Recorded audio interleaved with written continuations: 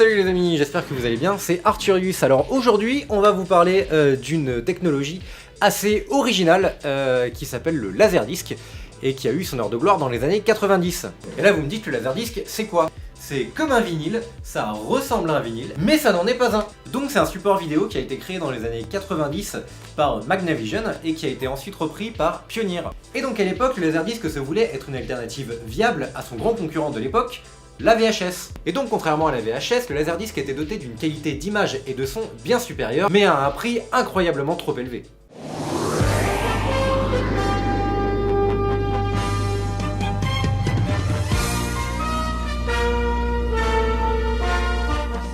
Sur internet, j'ai pu retrouver une vieille pub avec Leonard Nimoy, connu pour son rôle de Dr Spock dans Star Trek.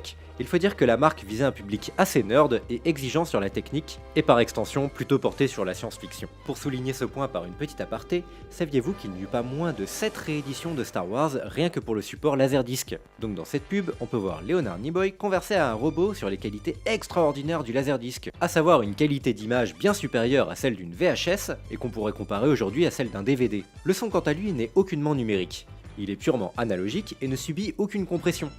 Il est bien plus proche de la qualité d'un vinyle que d'un CD.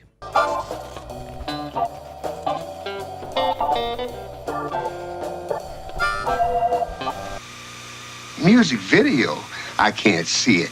If the music don't sound good, who cares what the picture looks like? Then Pioneer gives me their laser disc player. It's a video turntable that works with a laser beam, and that laser beam makes all the difference, they tell me.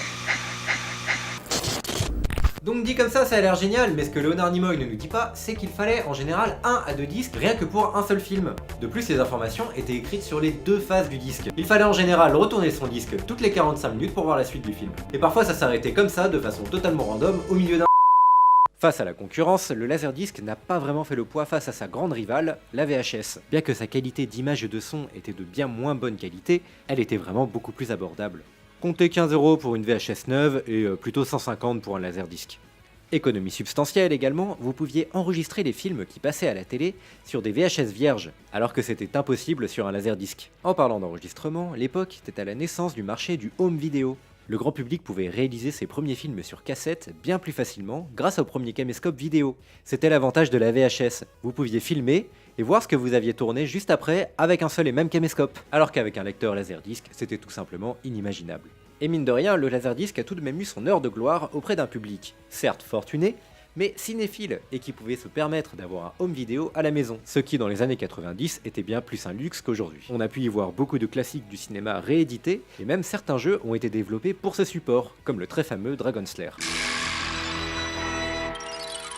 Il était également possible de naviguer dans le film grâce à un système de chapitrage, et parfois vous pouviez trouver un making-of bonus à la fin du disque. Vous voyez le truc venir? C'est normal.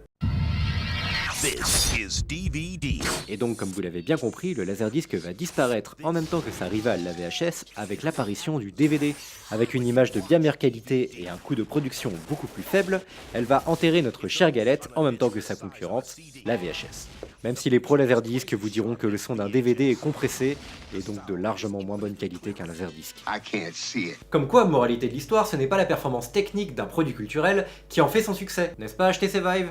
N'est-ce pas la Neo Geo? Mais alors que nous vivons à une époque où les gens regardent des films de 2018 sur VHS et qu'une console Neo Geo de 1995 peut frôler plusieurs milliers d'euros, le Laserdisc n'a étrangement jamais été hypé. Et on peut acheter un lecteur d'occasion pour quelques dizaines d'euros, et si vous cherchez bien, vous pouvez trouver des films au poids dans les brocantes.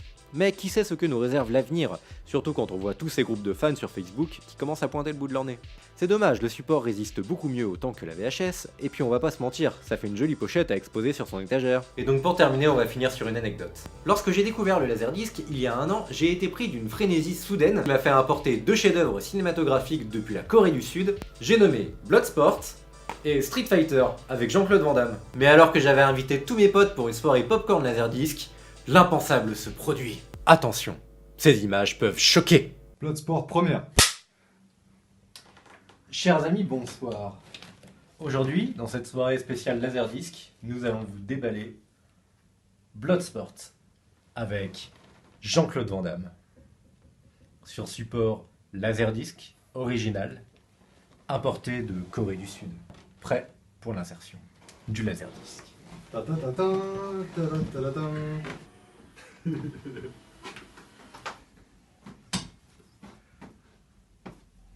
Mets bien la face 1.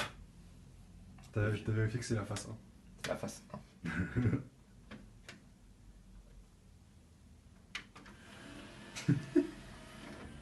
On dirait un lecteur DVD géant. À présent, à l'aide de ma télécommande originale Laserdisc, je vais pouvoir lancer le film. Démonstration. Il faut qu'on soit prêt là pour regarder. Si vous n'avez pas compris pourquoi le laserdisc coréen n'a pas fonctionné chez moi, c'est que vous devez avoir moins de 40 ans. Eh bien, sachez qu'à une époque, le monde était divisé en deux formats vidéo. Un pour l'Europe et un pour les États-Unis, le Japon, et les deux formats étaient totalement incompatibles. C'était valable pour les télévisions, les VHS et même les jeux vidéo. Donc, en attendant de découvrir ces deux magnifiques chefs-d'œuvre, eh ben ça fera une jolie décoration dans mon salon. Alors les amis, selon vous, le laserdisc surcoté ou sous-coté? Vous pourrez répondre à ce petit sondage, et en attendant, lâchez-moi un petit commentaire, partagez la vidéo, et en attendant, je vous dis... Sayonara!